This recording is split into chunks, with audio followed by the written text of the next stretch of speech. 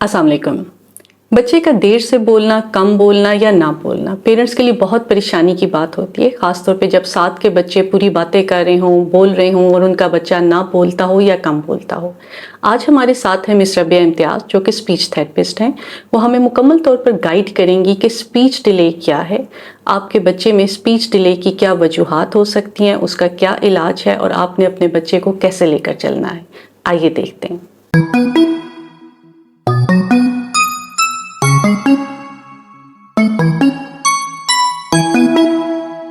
अस्सलाम वालेकुम मिस रबिया, आप काइंडली गाइड करेंगी कि किस उम्र में बच्चे को कितना बोलना चाहिए।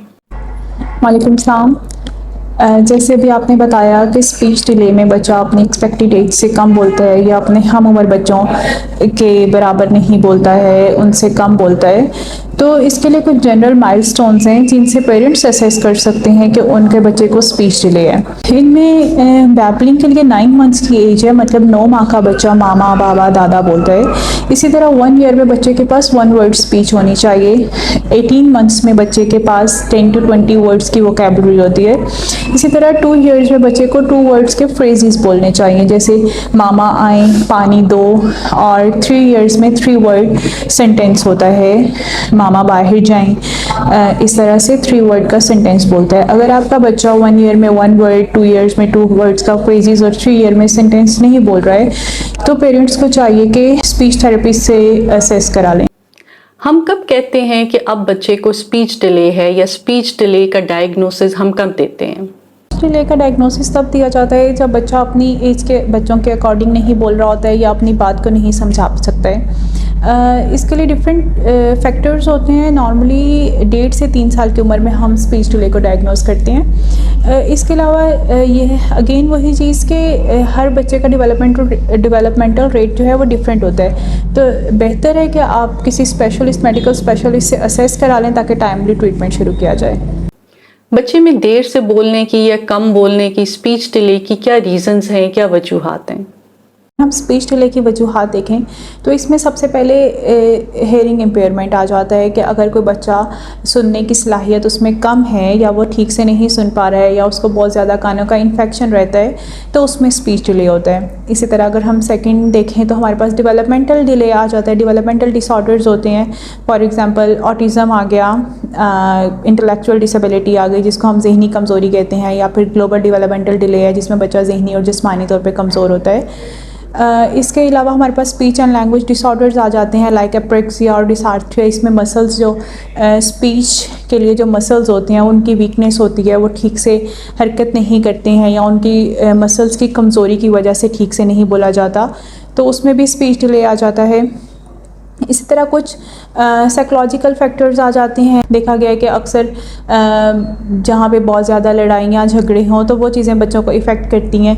बायलिंगुअलिज़म और मल्टीलिंगुअलिज़म कुछ केसेस में देखा गया है कि एक टाइम में अगर आप बच्चे को एक से ज़्यादा ज़ुबानें सिखाएं तो वहाँ पे भी बच्चों में स्पीच डिले आ जाता है। इसी तरह इन्वायरमेंटल फैक्टर्स होते हैं जिसमें आप बच्चे को एक्सपोजर कम देते हैं, लिमिटेड एक्सपोजर होता है या फिर लैक ऑफ इंटरेक्शन होता है, तो इन चीज़ों में स्पीच डिले आ जाता है। कुछ बर्थ कॉम्प्लिकेशंस की वजह से भी आ जाता है। अगर आपका लो बर्थ वेट है या वक्त से पहले पैदाइश है तो उसमें स्पीच डिले देखा गया है। या कुछ केसेस में जेनेटिक फैक्टर्स होते हैं। जेनेटिक फैक्टर्स में अगर आपकी फैमिली में किसी को बोलने का मसला रहा है तो वो बच्चों में भी देखा गया है कि स्पीच डिले की रीज़न बनती है। मिस रबिया, आपके पास जब पेरेंट्स आते हैं, परेशान होते हैं कि हमारा बच्चा क्यों नहीं बोलता या अब हमें क्या करना चाहिए, तो आप पेरेंट्स को क्या एडवाइस देती हैं? स्पीच डिले में हम पेरेंट्स को गाइड करते हैं कि बच्चों के साथ ज़्यादा से ज़्यादा टाइम स्पेंड करें, उनसे ज़्यादा से ज़्यादा बातें करें। अपनी डेली रूटीन में आप जो भी काम कर रहे हैं उसमें बच्चों को साथ इन्वॉल्व करें। इसी तरह आप उनके साथ अगर बच्चा आपसे कोई चीज़ डिमांड कर रहा है या इशारा कर रहा है तो आप उसको बोल के बताएं। अगर वो पानी की तरफ इशारा कर रहा है तो आप उसके सामने वर्ड रिपीट करें, पानी पानी पानी, और फिर उसके बाद आप पानी दें। इसी तरह उसके साथ उसकी तवज्जो लें, उसको आई कांटेक्ट दें और फिर उससे बात करें। उसको आप रीडिंग कर सकते हैं, बच्चे के साथ मिलकर उसको स्टोरी सुना सकते हैं, या आप बच्चों को पॉजिटिव रेनफोर्स करें। अगर बच्चा कोई एक वर्ड बोलता है तो उसको अप्रिशिएट करें, क्लैपिंग करें या कोई रिवॉर्ड दे दें ताकि बच्चे में कॉन्फिडेंस आए। घर में पेरेंट्स अपने बच्चों को क्या एक्सरसाइजेस करवा सकते हैं या उनके साथ क्या एक्टिविटीज़ करवा सकते हैं जिससे उनके स्पीच डिले का मसला काफ़ी हद तक हल हो जाए? स्पीच थेरेपी में हम लोग इमिटेशन गेम्स करवा देते हैं, ब्लोइंग एक्सरसाइजेस हो जाती हैं, इंटरेक्टिव रीडिंग होती है, साउंड प्ले होती है, आर्टिकुलेशन एक्सरसाइजेस कराते हैं, रिपीटेशंस होती हैं, टंग एंड लिप एक्सरसाइजेस कराते हैं, टर्न टेकिंग एक्सरसाइजेस होती हैं, टर्न टेकिंग एक्टिविटीज़ होती हैं, या फिर नेमिंग ऑब्जेक्ट्स होती है, rhymes and sound awareness activities करवाते हैं। घर में पेरेंट्स को मैं यही गाइड करूँगी कि आप उनके ओरल मोटर एक्सरसाइजेस करवा लें, आप उनकी टंग की एक्सरसाइज करा सकते हैं। टंग की स्ट्रेंथनिंग के लिए आप उनको कह सकते हैं कि आप लिप्स के राउंड जो है कोई भी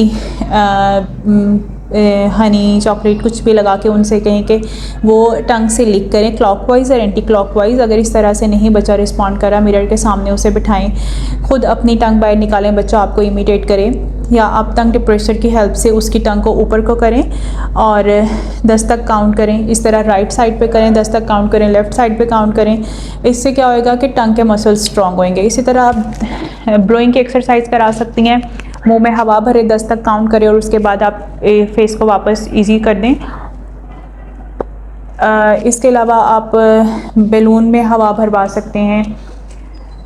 पर बेहतर है कि जिस तरह मैंने पहले बताया है कि हर बच्चा डिफरेंट होता है, तो बेहतर है कि आप किसी मेडिकल प्रोफेशनल से, डेवलपमेंटल पेडियाट्रिशियन से या स्पीच थेरेपिस्ट से एक दफ़ा असेस करा लें और अपने बच्चे को उसके अकॉर्डिंग ट्रीट करें।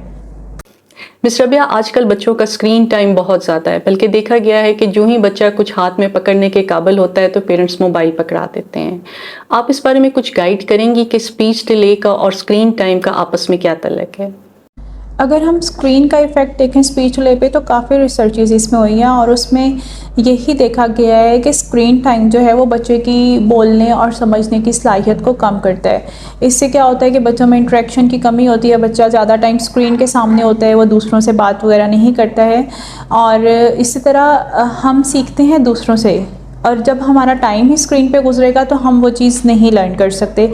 इसी तरह सोशल स्किल्स में कमी आ जाती है, पैसिव लर्निंग होती है, बच्चे को समझ तो सब आ रही होती है, पेरेंट्स की कंप्लेन आती है कि हमारा बच्चा समझता सब कुछ है पर बोलता नहीं है। तो एक्टिव लर्निंग कब होगी? जब हम आपस में डायरेक्ट कम्युनिकेट करेंगे। स्क्रीन बच्चे को पैसिव लर्निंग में हेल्प करती है पर एक्टिव लर्निंग नहीं आती है। इसी तरह लिमिटेड वोकैबुलरी होती है, जो बच्चा देख रहा है सिर्फ वो ही सीखता है, जो उसमें रियल लाइफ कन्वर्सेशन है वो उसको कुछ नहीं आती है। तो जो रिसर्चर्स ने रिकमेंड किया उसमें यही है कि 2 साल से कम उम्र के बच्चों को बिल्कुल स्क्रीन टाइम नहीं देना चाहिए। थैंक यू मिस रबिया, आपने बहुत अच्छे तरीके से पेरेंट्स को गाइड किया है। अगर आपका बच्चा भी कम बोलता है, अपनी उम्र के बच्चों के लिहाज से उसका बोलना कम है या वो देर से बोलना शुरू किया है, तो अपने चाइल्ड स्पेशलिस्ट से लाजमी रब्ता कायम करें और स्पीच थेरेपिस्ट के मशवरे से चलें। अपने और अपने बच्चे का ख्याल रखिएगा। बहुत शुक्रिया।